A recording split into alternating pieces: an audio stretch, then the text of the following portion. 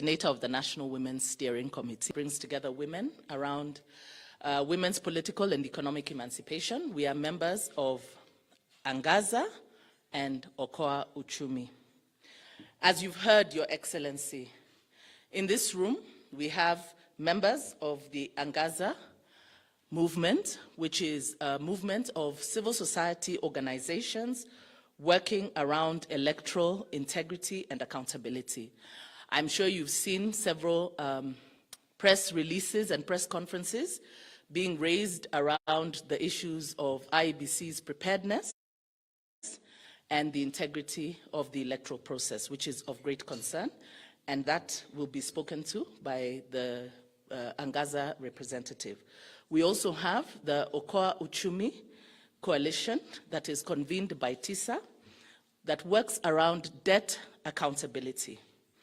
Of course, we know that that's one of the biggest concerns that we have as a nation, the debt burden and the performance of our economy. And so we hope that you'll be able to speak to these issues.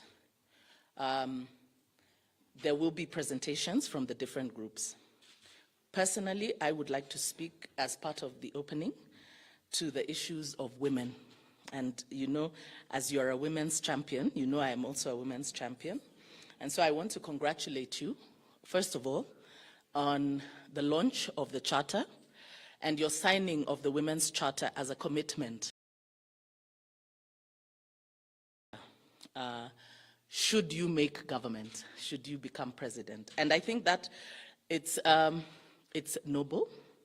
You have committed to implementing the 2/3 gender principle within 90 days.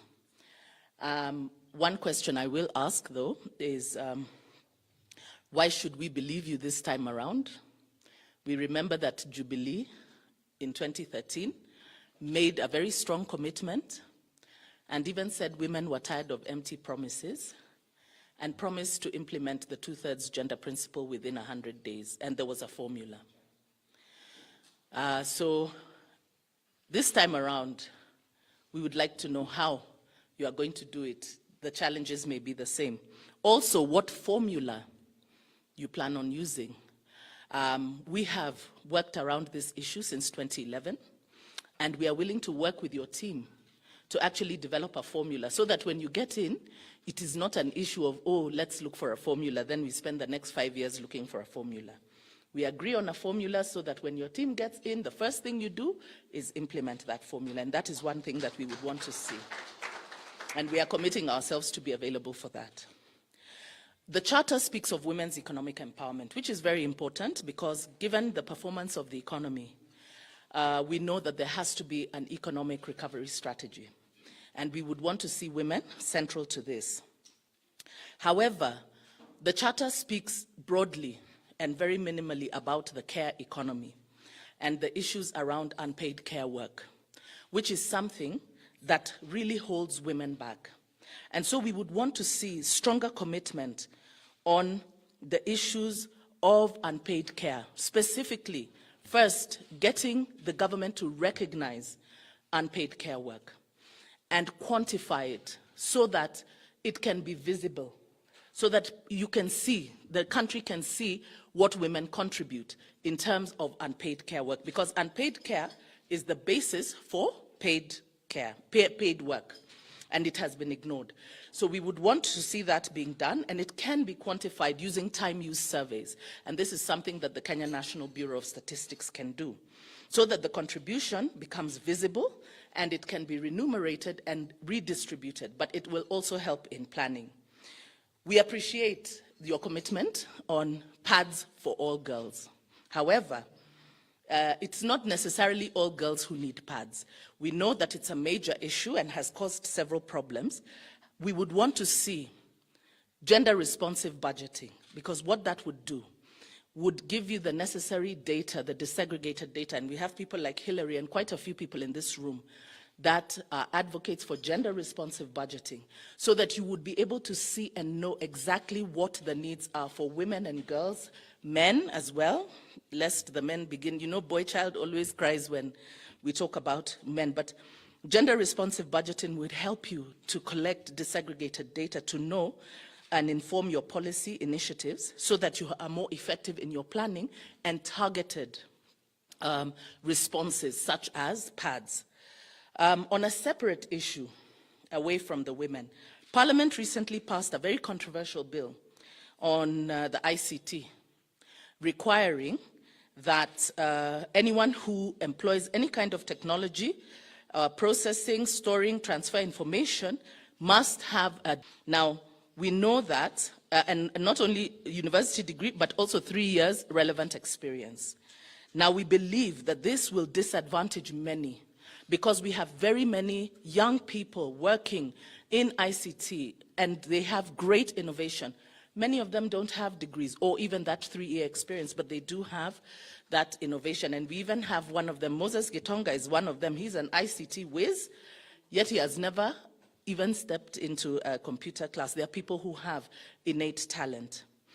We also have representatives from women in extractives, which is an area, and Dr. Wasuna is there, an area that I think maybe before you make any responses, she should be able to speak about the many, many challenges that women face in extractives. And of course, we're talking about oil, gas, gemstones. There is also the issue of children with special gifting.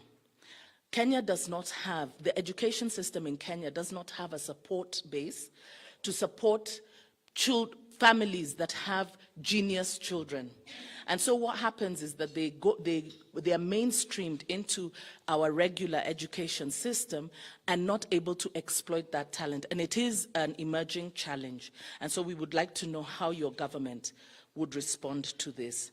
So with those few remarks from me, allow me to invite Abraham Rugo from the Okoa Uchumi to make his presentation. Thank you.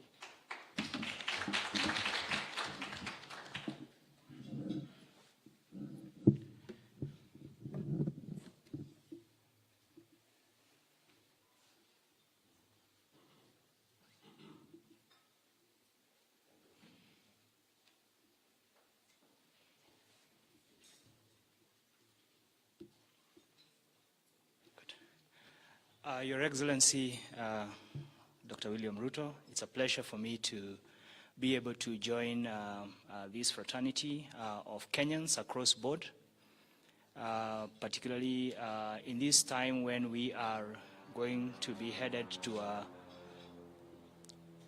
transition. And I think the issues that have been raised just before me by Daisy are really pertinent. But colleagues, if you would allow me, and allow me to just call you colleagues because we are all fellow Kenyans trying to build our country, I'm going to speak to matters that perhaps may disturb us a bit. Because as I have listened to all campaigns going round, from MCAs in my village in Rongai, to Your Excellency presidential candidates, we are all promising things, but it will all fall down to public money. I'm going to speak about public debt, and I'm going to speak because it's a critical matter. Why is this a serious matter now? Now, it's important for us to appreciate that we will never have a situation, at least not in the medium term, where we have all the money we need for all the needs we have as a country. And therefore, we are going to borrow. But what we are observing is that the budget deficit is growing at a very fast rate. What is the budget deficit? This is the difference between our income and our spending, and I'll speak to it a bit more. But interestingly, whereas in the past this has been driven by infrastructure, building of roads, building of the railway lines, building of different infrastructure, it is actually going to start being recurrent driven. In other words, it is going to be driven by payment of salaries, and running of government. Two, the money that we charge to public debt, in other words, the amounts that we pay for public debt, are charged as a fast charge. Just like when you Fuliza, Safaricom does not consult you when you receive an M-Pesa transaction, whether they should deduct their money. They take it fast. And that is increasingly higher, and it's taking more money from our coffers, and I will say a bit more.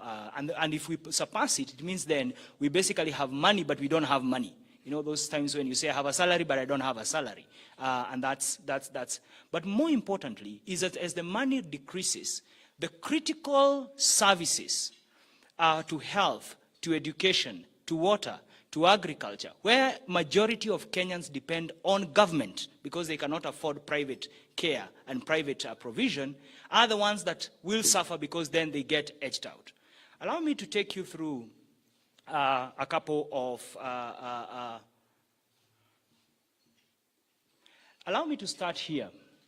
Now that's how our growth is happening in terms of our spending on public debt. What it means is that in 2021, 2022, we are spending 66 shillings out of every 100 shillings we collect in paying public debt.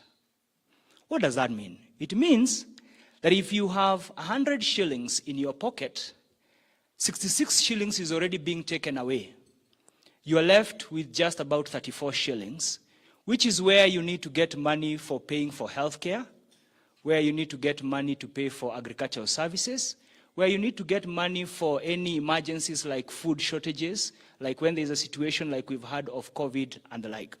Now, this is a worrying picture, if you ask me. But what is the problem? The problem is that the growing deficit is a governance problem. Now, I talked about growing deficit, but allow me to explain it a bit more. Now, I presented those numbers, but I want you to focus on the last column. Every year, we make a budget as a country. Now, that budget already starts with a deficit. In other words, this is the amount of money we don't have from our revenue. Now, I want you to notice the differences in the years. Now, in the first year, in 2014, 2015, the changes that happened within the year. In other words, what happens is that we aimed, let me bring this down. So you have 100 shillings as your income. Your spending is 150 shillings. And therefore, you have a deficit of 50 shillings. But in the year, you expected to collect 100 to get your income of 100 shillings. You actually got an income of 80 shillings. Now, one would expect that you reduce your spending from 150 to 130. But what has actually happened is that we have had situations where the spending actually increases from 150 to 170. That's exactly what that column shows you. Now, I know there were needs, there were demands, but Your Excellency, why I'm presenting this table is that if this trend continues, what it does is that it will finally crowd out the amount of money you have to spend to run and to achieve the promises that are being made. And why do I say this is a governance problem?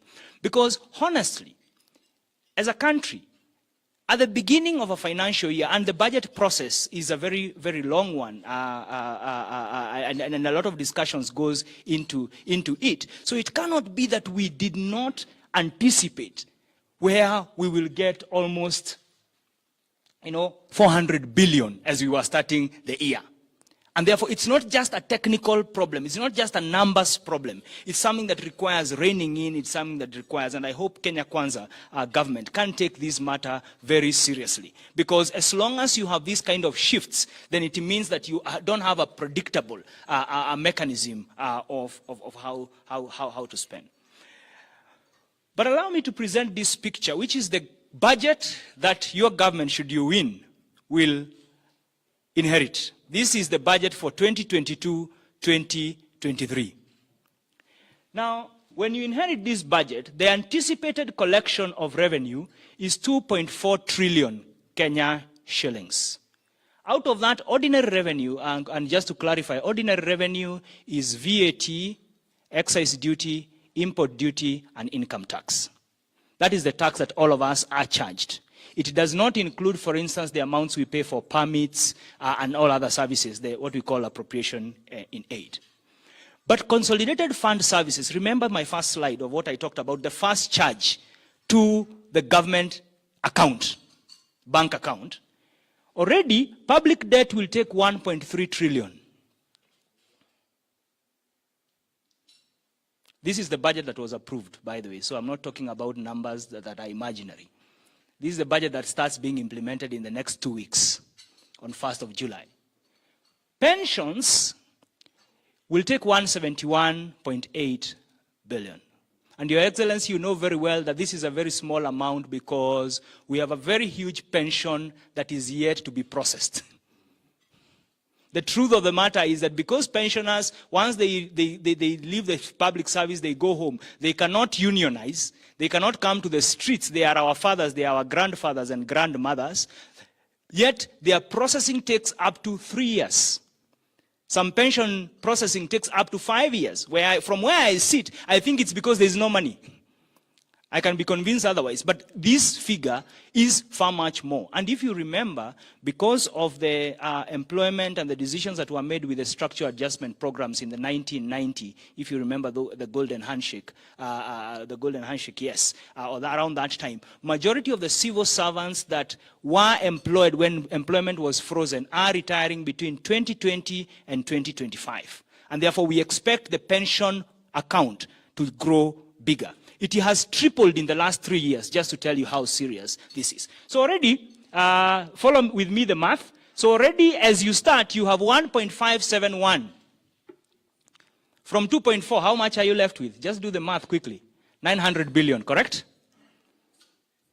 Are we together? But the actual amount, because the other 300 billion is appropriation, it's spent in the ministries and all that, basically it's 2.1 minus 1.5, which gives you 600 billion. Now, I have not added constitutional offices where your salary and the salary of the retired presidents and other constitutional commissioners comes from. It's about 10 billion, so we can say it's a small amount. Remove county equitable share, which is already approved, of 407. Remove the Teacher Service Commission. This is not CBC. It's not schools, classes, construction, or books.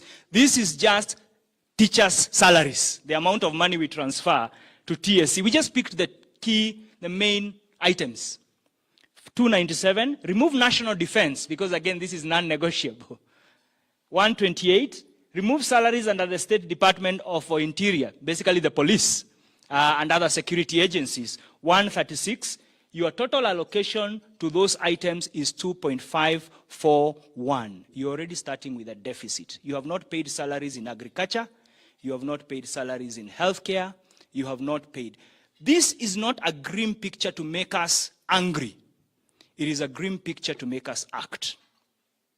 And that's a call I want to make, and that's why I decided to present this picture as it is. In other words, that we need to think very seriously how we shall deal with the 1.393 figure.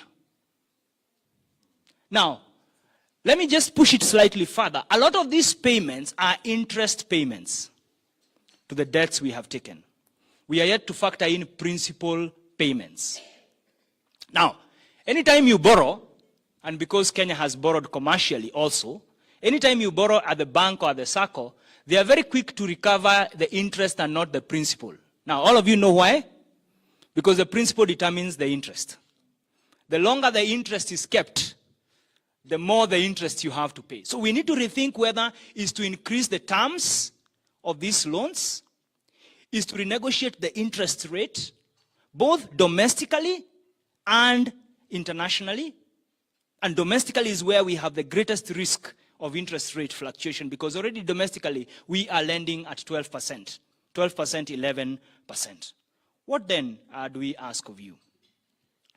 The whole question around transparency and public participation in public debt and all public finances becomes critical. Why transparency? It's because one of the biggest challenge right now is legitimacy of government. Where was this money? And I did not present to you just the numbers of how. We are now at 8.8, 8.9, roughly around there, trillion in terms of stock. Now, the stock has been pushed up because of the drop in the exchange rate of the dollar. And the dollar changing, by another 10 shillings, our debt just goes up by another 400 billion or thereabout. Transparency is critical because first it's a factor of legitimacy. Where is this money being spent? What kind of projects are being spent? And these are questions that we have asked, and we want to present this to you, saying it will be important for Kenyans to know how this money, because debt is future tax, and all of us will pay it. 2, the role of Parliament comes to question, because Parliament approves all the deficits I have presented.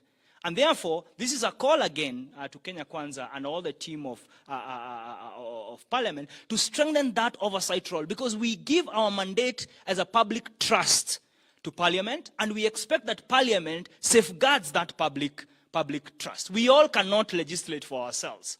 And therefore, that will be critical, that the oversight role of Parliament in ensuring that we don't sink further. And colleagues, if you think sinking further is impossible, just take a tour of countries like Greece, of Portugal, of Sri Lanka, which is the latest case.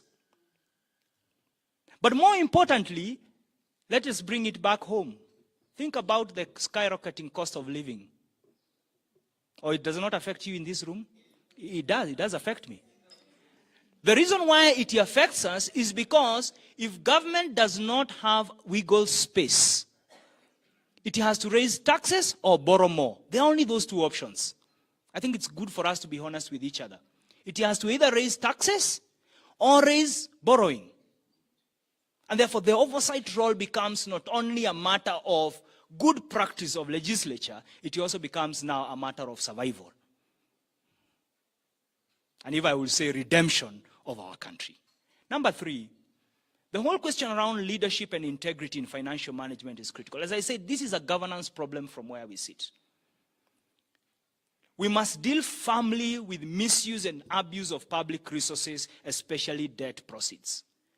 Anybody who has taken time to read the Auditor General's report the last 2 weeks, it's worrying, it's disturbing that some of the money cannot be traced where it went. Some of the projects, never happened, and we are owed, and we have defaulted. I think this is a critical, and we are calling upon you as a Okoa Uchumi campaign. Really, we have to save our economy, because our existence, our collective existence, depends on it. And finally, is a question of tax justice. We are aware, and we perhaps do not like to say this so much, but it's important for us to put it, that not all Kenyans pay their fair share of tax.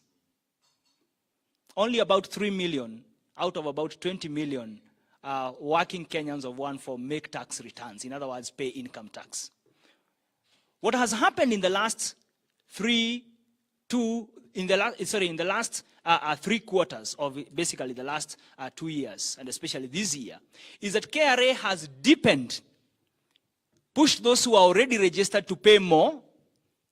And that's why they're achieving their targets. You're aware that KRA is already achieving its target. It's achieved it. They had a bonus last year. They achieved their targets. But tax justice means that all of us, first of all, pay our fair share of tax, but also not only a fair share of tax, but we also get a fair share of the public services. Because it makes no sense for me to pay taxes, but still have to provide private education for my children. Still have to pay medical bills, and a lot of families and households today are between a medical bill and extreme poverty, even in this room. And when we have tax justice, it simply means that everybody is paying what they ought to pay, but they are getting a fair return of what they need to get. And with that, I want to say we are more than happy to share more ideas on what we can do about these matters, because this is our country, and I stop there. Thank you very much. And now, it's my pleasure to invite Joanna Koth, who will say more about the challenges faced by women in the AGPO program. Thank you.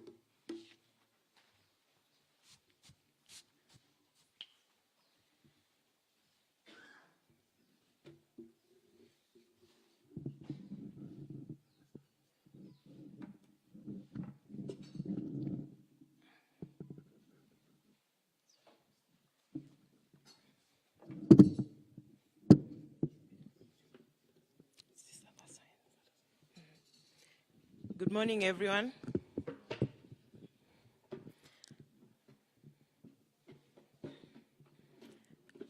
Now I'll pick up on the issue concerning the need for us to continue championing for women, for the women agenda in order to have gender balance across all the sectors we are working in. And I'm glad that in this room we have so many gender champions, including His Excellency. So that fits in very well with what I'm about to speak to.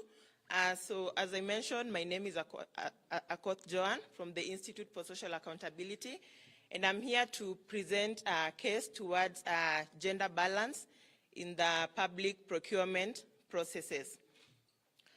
So allow me speak a bit around the access to government procurement processes and how it remains very largely untapped area, despite the fact that it could provide opportunities for women to actually engage with government and do business in government, and also start engaging in very high value businesses, as well as engaging in the non-traditional business sectors, which could in turn give more value in terms of returns for women businesses.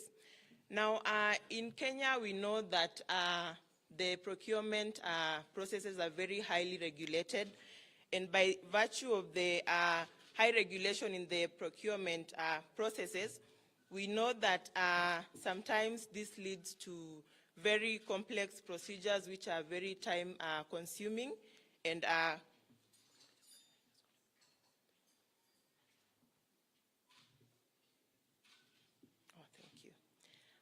by virtue of the high regularization of the sector, this could sometimes lead to very time-consuming and costly tendering procedures by virtue of the complexity in the bidding procedures and the filling in of the tender documents. So this ends up not being very favorable, especially to the women-led businesses, and end up making the process even more costly. And considering that women are already coming in at a disadvantage by virtue of the fact that not very many women-led businesses are able to afford these very costly procedures. As far as regulation and policy frameworks being put in place, we know that in Kenya we have very robust regulations and policy frameworks to guide AGPO implementation.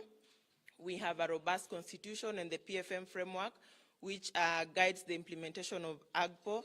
As far as the institutional framework being put in place, we have the Public Procurement Regulation Authority and the AGPO Secretariat, which support the implementation of AGPO. But despite all these frameworks being put in place, we know that women are not coming out to take up these AGPO opportunities provided for by virtue of the complexity in the regulation procedures.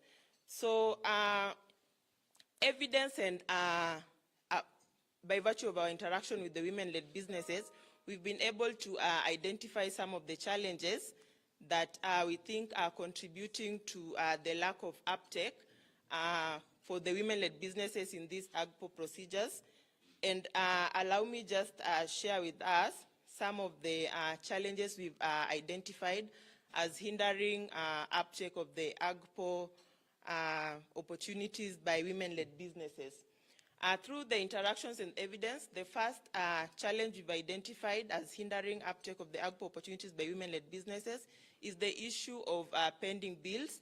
And this is an issue that has been spoken to year in, year out.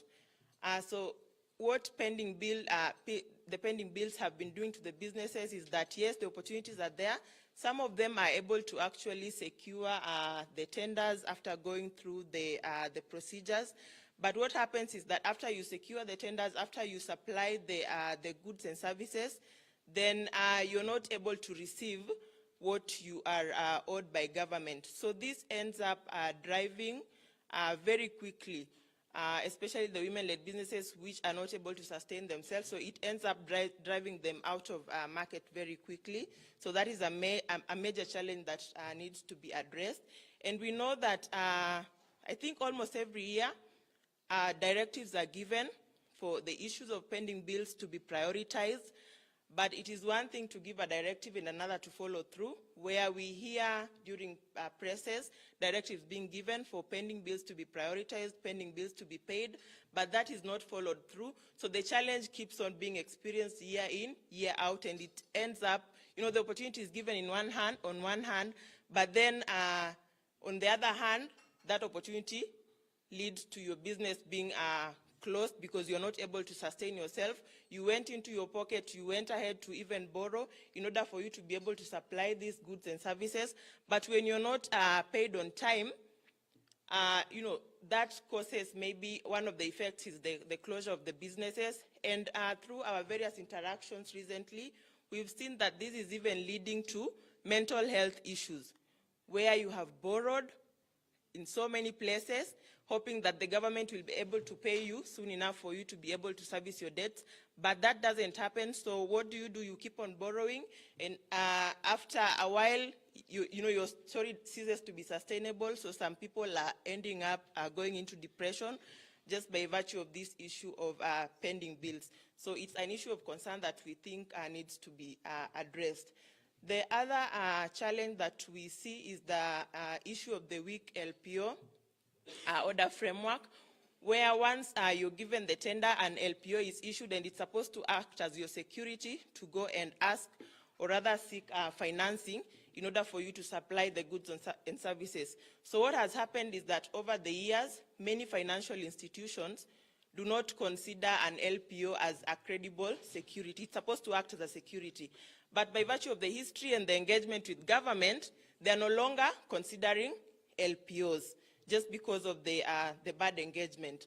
So so that is one of the challenges that is affecting the women-led businesses in operation or AGPO. Then the other concern is the low knowledge on tender application processes, which has increased the cost of business for women-led businesses. So we know that some of these procedures can very easily be done, maybe through the phones, but of course you need to have the knowledge and ability to actually fill the tender documents and follow due with the other processes. But many of these are small women-led businesses. Majority of them do not even have access to the smartphones that they could easily use to fill in these tender documents, and do not have the knowledge to go about the complex tendering procedures. So that means they have to go and get someone else to come and assist them in filling in these procedures and following due process in the tendering process. That means an extra cost. In an event that they don't have a smartphone, they either have to go to a cyber cafe just so that they can be able to complete these procedures. So that makes the cost of filling in or following due process in the tendering process more costly for women-led businesses.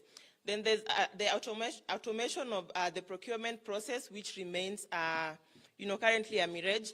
We know that there's the e-procurement system, but it's not end-to-end encrypted by virtue of the fact that, yes, there are online documents which are supposed to be filled, but at the end of the day, you're asked to go print them out and hand them over physically.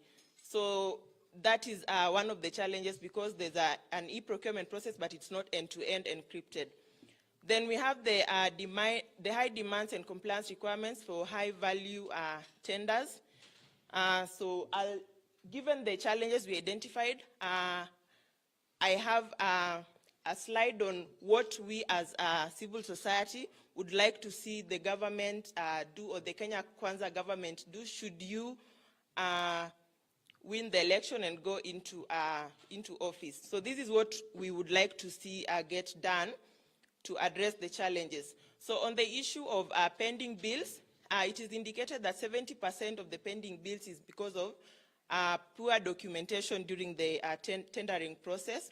So for this, we propose to have a robust periodic capacity enhancement framework for women-led businesses in order to empower them and give them the ability to be able to undertake the tendering process smoothly. Then we also propose for ring-fencing of the AGPO procurement in the budget, because at the moment what happens is that there's not a clear budget for AGPO. So what happens is that sometimes other priorities take up and there's a reallocation that happens, which ends up eating into the AGPO budget and therefore not giving the women what is deserving to them. There's also the issue of the need to have sustained provisions for credit guarantee to cushion women accessing financing. Currently, that doesn't exist. Then need to have full operationalization of the AGPO e-procurement system.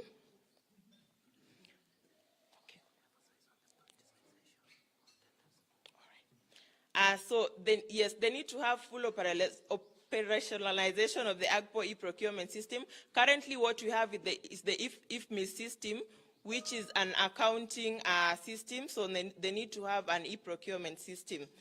Then need to set up a reward or punishment for government entities to enable comply with the 30%, where we are able to identify and call out those who are not actually implementing the 30% provision for AGPO. Then they need to employ more women procurement officers. We know that the procurement profession is very male-dominated. So some of the challenges experienced by women, we have some women are experiencing sexualization of the AGPO procurement processes. So getting more women employed in the procurement process will actually help us cure some of these processes. So I'll ask that the Kenya Kwanza team considers our proposal towards addressing the procurement challenges being faced by women in order to enable them access more of these AGPO opportunities. And leave it there.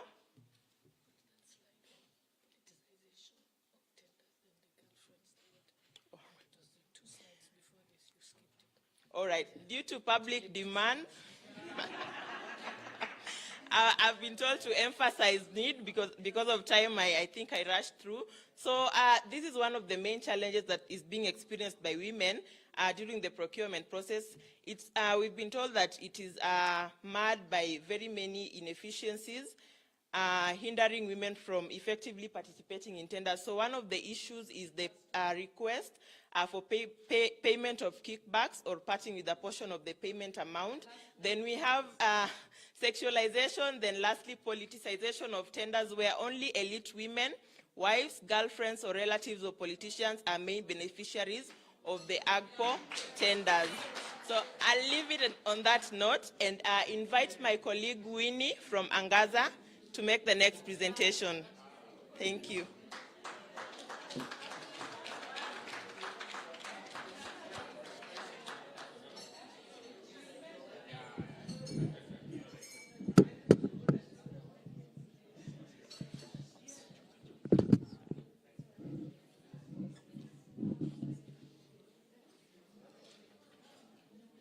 No, I'm not presenting. Yeah. So, Your Excellency, the Deputy President of Kenya, Dr. William Samoei Ruto, governors present today, Governor Nanok and Governor Mandago, who is also my governor in Eldoret, Uasin Gishu County, women reps present today, members of parliament, ladies and gentlemen, good morning. So my name is Winnie Masai, and I'll be talking about transformative leadership. I'm standing before you on behalf of Angaza movement.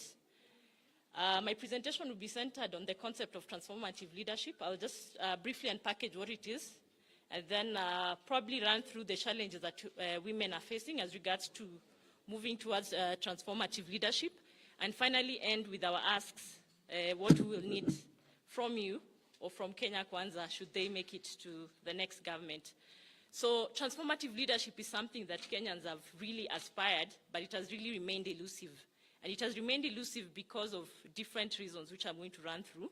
But just to unpackage the concept of transformative leadership, it is that transformative leadership is that which causes change, or it inspires change individual and social change in systems. It is premised on the culture of accountability, ownership. It is a participatory process that encourages, inspires, motivates citizens to innovate, co-create, and create change that will help grow and shape our country. But on the very least, however, the basic premise of transformative leadership actually is the fact that any person can lead, and so women too can lead. In 2010, we enacted the new constitution, and with that, it inspired or it heralded the beginning of that aspiration for transformative leadership. It provided a framework for inclusion and equality. However, that has not been realized in this country because one of the biggest challenges is implementation of the constitution and the lack of political goodwill. Despite having this progressive constitution, very little has been realized and a lot needs to be done.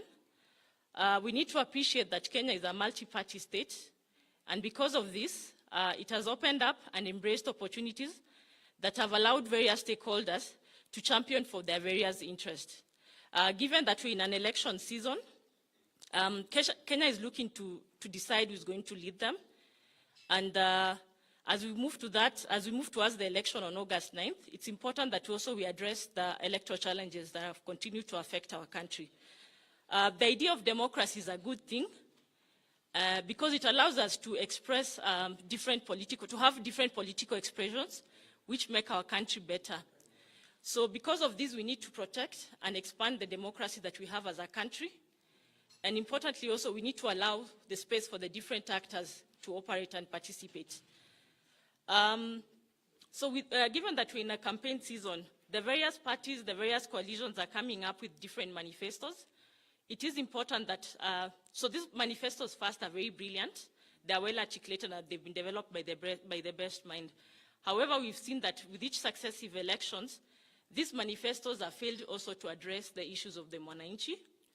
And also beyond just presenting the manifesto itself, some of it don't get implemented to the, as it was well articulated. Because now they are not implemented well, it has resulted in an economic crisis. It has also resulted in the huge debt that we continue to experience as a country. It has also increased cases of corruption because some of these programs are designed and when they are not rolled out as they should, then it opens an avenue for corruption because they are budgeted for, but they are not implemented as they should. So when we talk about, so we cannot talk about transformative leadership without talking about the role of women in this country. I think as it's been mentioned earlier, women form a significant part of this population. They occupy various spaces, and of course they also contribute significantly to the economy. They are also a very important constituent of the politicians, and they are often targeted during the campaign period. And because of this, we need a framework that will articulate the issues that women need. One of the biggest challenges that we've had, especially as regards to women issues and elections, is that there's a lack of inclusion of women in governance and political process.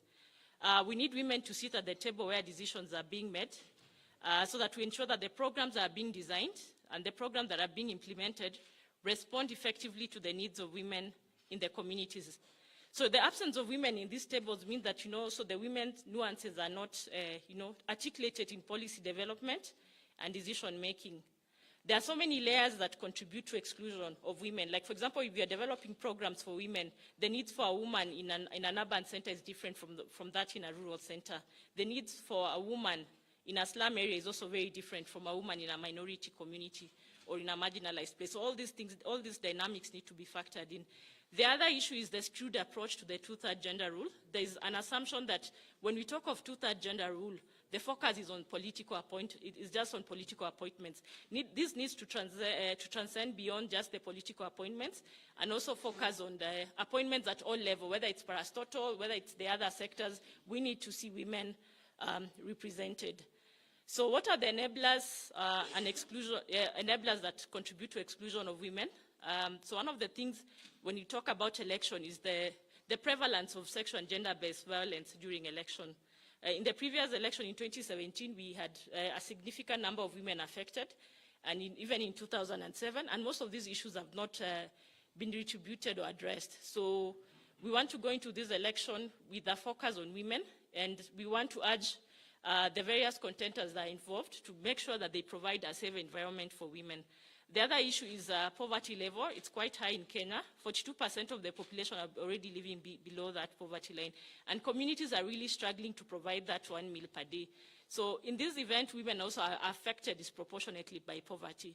I will not talk about corruption much because I think my colleagues have mentioned that. We are losing a third of our GDP to corruption, and that is affecting issues of tenders, access to tenders and business opportunities. So I think that has also been spoken about. So what is our idea of transformative leadership from a Gaza point of view?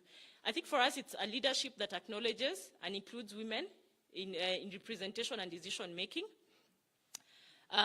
It's a leadership that acknowledges that also Kenya is made up of different tribes. Thus, inclusion should be also the face of various tribes, not just women, but also the tribes that are around that are in this country. It should also encompass the concept of the two-third gender rule, as enshrined in the Constitution.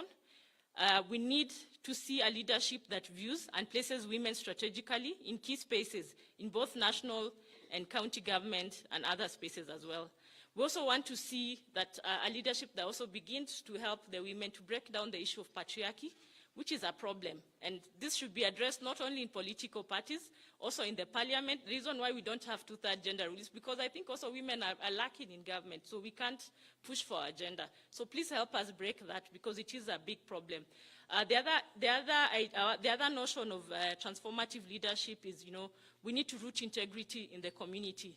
The concept of inspiring collective action, inspiring collective change should be rooted in the concept of integrity. So what is our ask as I conclude the conversation? I think we need to see deliberate nomination of women to key institutions of leadership. We want to see women making very tough decisions. We want to see women in ministries like, finance. We want to see them seated there. It's not enough that we have, a Chief Justice who is a woman. We want to see women making these key decisions. Please rally your followers to provide a safe space for women political contestants to participate in these elections. It's not been easy for them, especially during the party primaries, but we hope that even as we move towards the election, that this is an issue that will be addressed. And then we need to recognize that SGBV has been used as a weapon as a political weapon or a tool that has been used to dehumanize women during elections. So we need to say no to that and say that we need to treat our women and girls better. Then we also need to operationalize the two-third gender rule because for us that provides the framework for engagement. And the other thing that is very, very important as well is to ensure that we will have peaceful elections whose outcome would be credible, that would be legitimate, and also would be acceptable. So we also need to appreciate that electoral integrity should not focus only on institutions. I think when you talk of electoral integrity, we tend to focus a lot on the IBC. We also need to focus on the caliber of leadership and the quality of leadership that we are bringing forth to this society. Then we also need to nominate women and men of integrity. You have a significant number of followers as Kenya Kwanza, most of them the youth. So please mentor and inspire that leadership because that's the only way we'll begin to transform the leadership of this country. So finally, I think as I end, we'll just say that this is the beginning of the conversation.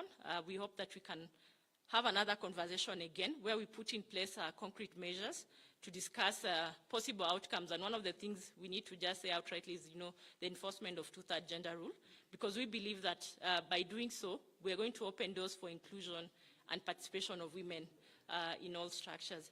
So without further delay, please allow me to welcome Her Excellency Alice Wahome, I think, to take over from here. Oh, Tisa.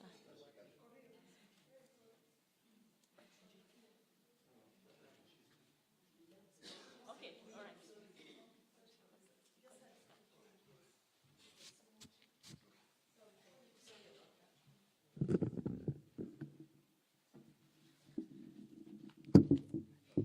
Thank you, and apologies for the slight change in terms of our speaking arrangement. Your Excellency, Your Excellencies in the room and colleagues, it's a pleasure to be here. I'll be very brief because a lot has been said. One is that, Your Excellency, we have... Sorry, yeah, I know, let us settle. We appreciate the additional time that you've given us, and I'll be brief in that regard. We have several proposals around that are very detailed, and we can't exhaust them. We have a brief manifesto. The version we have put on the table is the popularized one.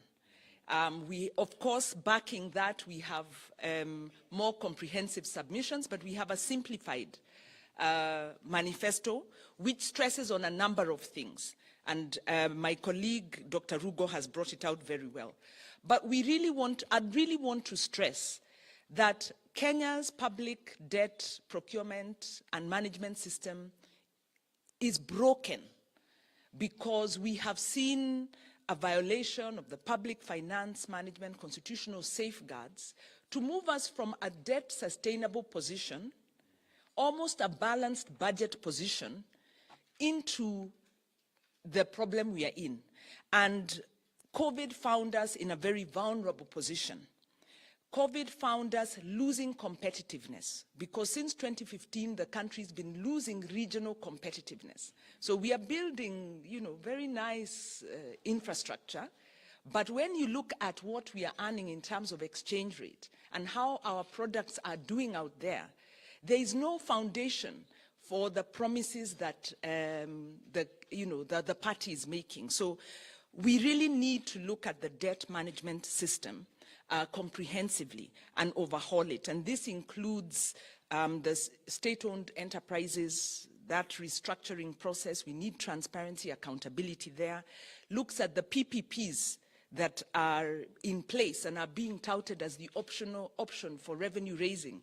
But you can see without the income coming in, there is no tax to pay, even for the PPPs. So, and we really propose this to be a process that brings the political parties, actors together, so that we don't have a situation where a government, whoever is in government, is not working in concert with the other political actors. So I think the urge is, should Kenya Kwanza ascend? Should you take that seat? Let it be a government that confronts the reality of we're in a poor economic state. And all actors need to work around this because the brunt is being borne by the ordinary Kenyans, more so the low income. So one is that. The second is our assessment of it, and I think it's come out here, is a failure of political accountability. And this is a problem that Kenyans have been grappling with for a long time. It's not new. The 10 years has been worse. We have seen reversals. We have seen corruption reach levels we didn't know. It has become more sophisticated as global trends go. So we are using our good knowledge and expertise to also undermine our governance. This is not sustainable. And the figures here have shown it's not sustainable. So the big agenda is political accountability. And really, it starts with the leadership and the decisions that the leadership makes and the transparency and the accountability. The third thing I'd like to bring out, it's also come out in one way or the other, and I know Daisy is having a bilateral with you on that, Your Excellency, is civil society. Civil society was a friend of the 2002 administration, the NAC administration. We started a process of developing a public benefits organization framework that would support civil society, that would make civil society accountable and more effective working with government. We know the last 10 years that process was frustrated. We know there's been mistrust, there's been the evil society adage. Civil society contributes employment, expertise. In fact, some of our best colleagues wind up supporting government, and they bring in the values and the expertise that we have.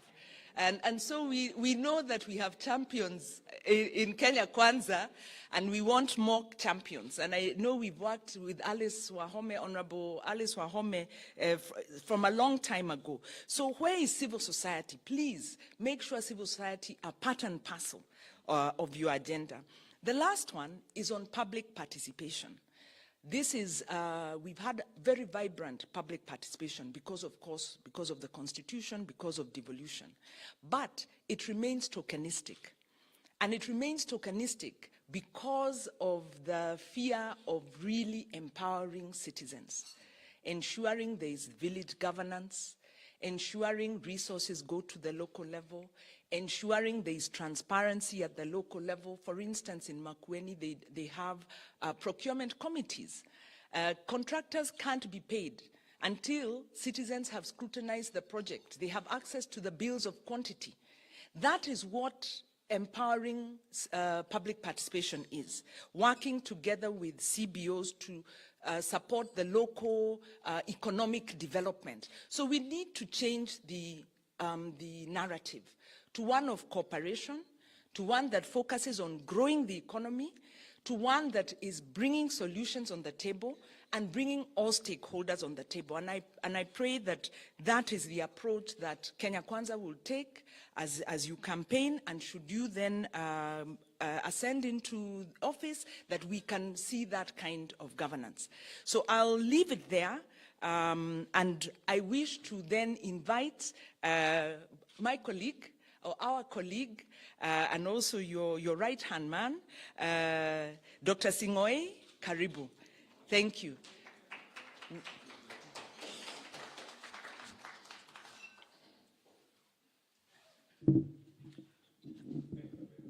Your Excellency, Dr. William Ruto, honorable members of Parliament, governors, colleagues, my name is Korir Singoe.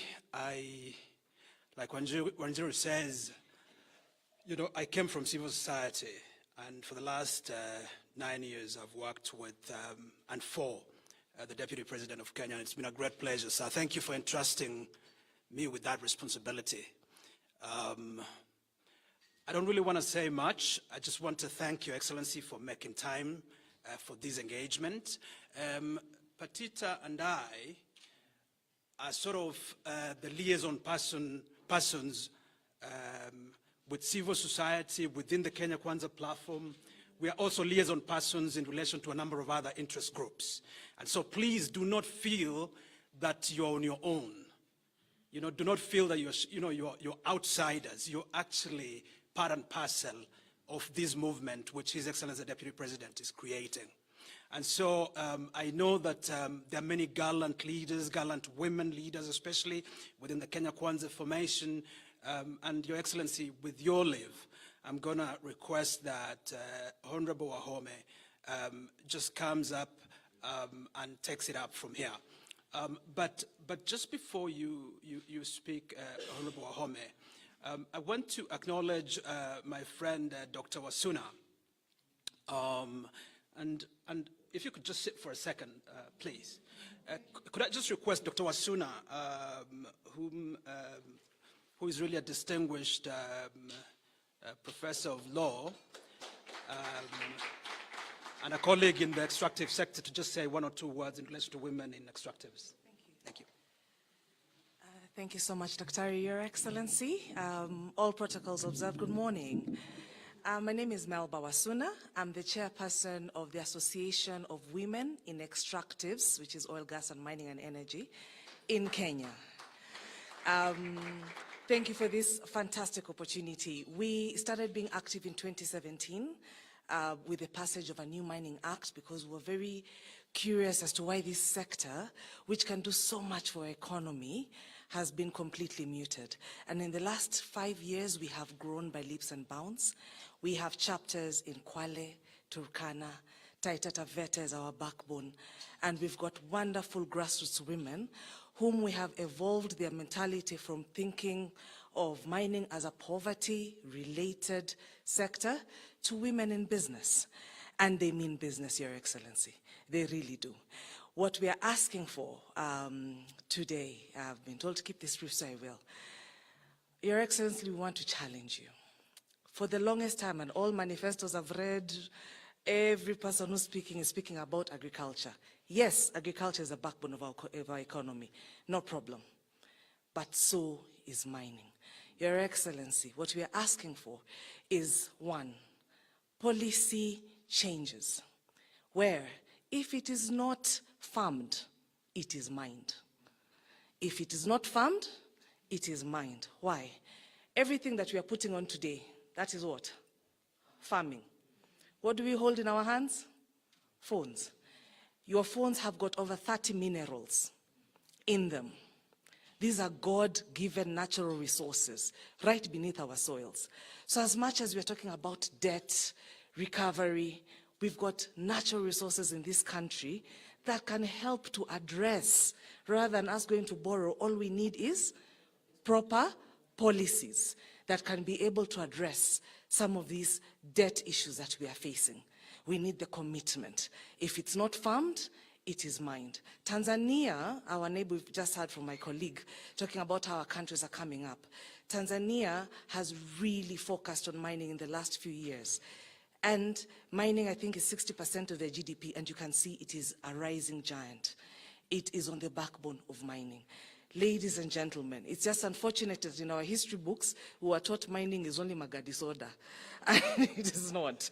So for a lot of us, our consciousness, we don't really acknowledge it was Magadi soda and sold somewhere in Kilifi. But I put it to you that as of this day, can I ask a simple question? How many of us have got side hustle somewhere? Okay, that's Kenyans. All of us have a side hustle. Isn't it? Now, do you give 1% to any CSR from your side hustle? And I'm not talking about tithe, just side hustle. Mining, by law, every company must give 1% to CSR activities. Base Titanium in Kwale spends 200 million shillings a year on CSR by law. That's in Kwale County. Can you imagine if we had about 5 of these spread in various parts of the country, and the kind of economic rejuvenation it can provide? So a lot of this, once again, starts from policy, that if it is not farmed, it is mined, so that the two complement each other, and we use our resources to advance us to where we need to be. The second ask we as women would ask for, Your Excellency, is markets. That's also a policy decision. Can you imagine that we've all heard of rubies in Thailand? Huh? Cynthia, do you know that over 80% of those rubies are from our mines here? Yes, they are from here. Their brokers come here, buy our stones. Why do they get away from it? We have never, in the history of this country, bothered to label our stones. So they are seen as Thailand rubies. They don't have rubies. We do, right? And it's in various parts of the countries. We've got gemstones, a variety of gemstones. Have we heard of the tsavorite? Tsavorite, yes. Green garnet. Did you know that it is far more valuable than diamonds? But you know Botswana diamonds, Sindio? But we don't have the Kenyan tsavorite. We know the Tanzanian tanzanite, Sindio? But not the Kenyan tsavorite. All it takes is a policy change at the very top, and it changes the price overnight. Our women right now, and also our men, most of us who mine, we take our stones to Tanzania. What does that do to our revenues as a country? We lose them, right? Because they are counted as Tanzanian stones. Of course, they are going there under handbags and under everything else, but it is because of just lack of policy. So Tanzanians claim these stones as theirs, but they are not. They are Kenyan stones. Once again,